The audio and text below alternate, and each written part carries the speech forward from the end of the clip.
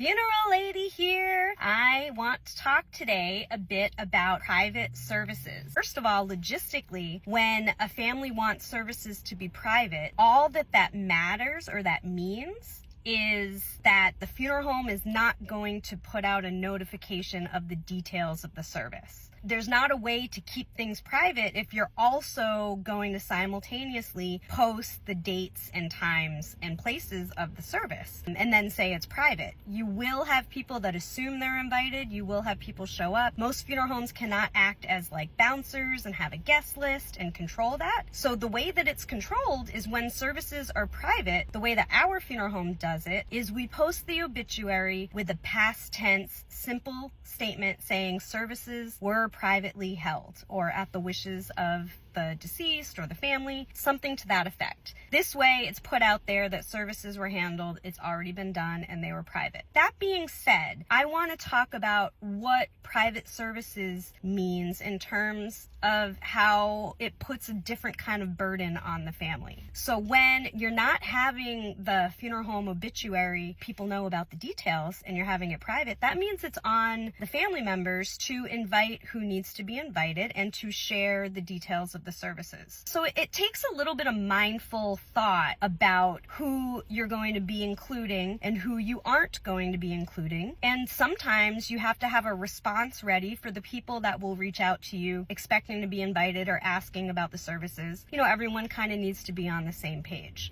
So it is difficult to handle this when there hasn't been planning ahead and when you're doing this like in the foggy moment of the funeral planning when it's an unexpected or unplanned death. It is difficult, but it is by all means doable. That's why I want to come on here and talk about it, like ways to think about it, ways to start a conversation, especially if you've thought about that dynamic of what is private and what is public. If you're pre-arranging or you're talking about final wishes with a family member, it's a good time to bring it up and maybe think about ahead of time in a calm, mindful manner before a death occurs. You know, who is the intended circle of family or friends that would be invited to a private service? That being said, I want to also talk about how private services can be somewhat of a compromise, meaning you can have some elements be private and some elements be public. We've seen a lot of this combination happening, especially since COVID. One common practice is, you know how usually when you come to the day of the funeral, you come to the funeral home first. There's a short viewing period. That's usually when the staff organizes the parking and the procession. And then we get in a line and process to church or to the cemetery or both.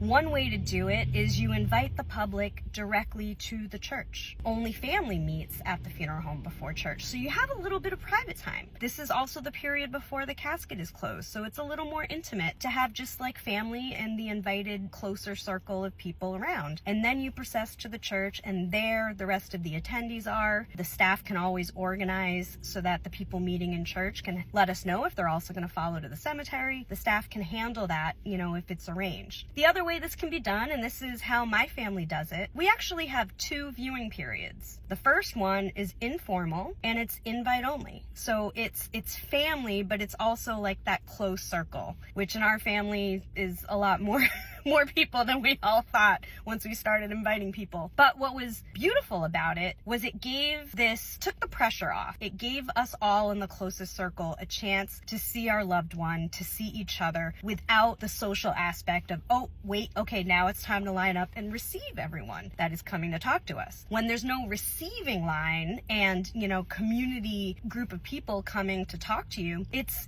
a different dynamic. So it's just family. We had a more informal kind of chaplain talk about our loved one a little bit, have somewhat of a little service. And it was kind of nice to have that informal gathering first. And then by the time we had the public viewing, we were all ready to receive the community and not also trying to like bond with our family as we were with our loved ones. So it was kind of a nice, beautiful dynamic to have 2 separate viewings. So really the best key to everything is to think about what you're able to think about, to have the fortune to be able to talk with your family about your wishes or your loved one's wishes before they get sick and can't communicate, and to know that the funeral home, a good funeral director would adapt to anything that you're thinking. Ask all the questions. Call the funeral home you're intending to use and ask them what they think. Ask them what is possible, because we will always do our best to adapt any services to any family's needs. It's the biggest dynamic that we all share in this industry when we are passionate about actually serving the public. That's how you know the funeral home that you have called will do anything to help you. So go ahead, call your funeral director, ask some questions, have these conversations with your families, and know a little bit about what the logistic is behind public and private services and how to make it all work. I'm here for you. Ask away.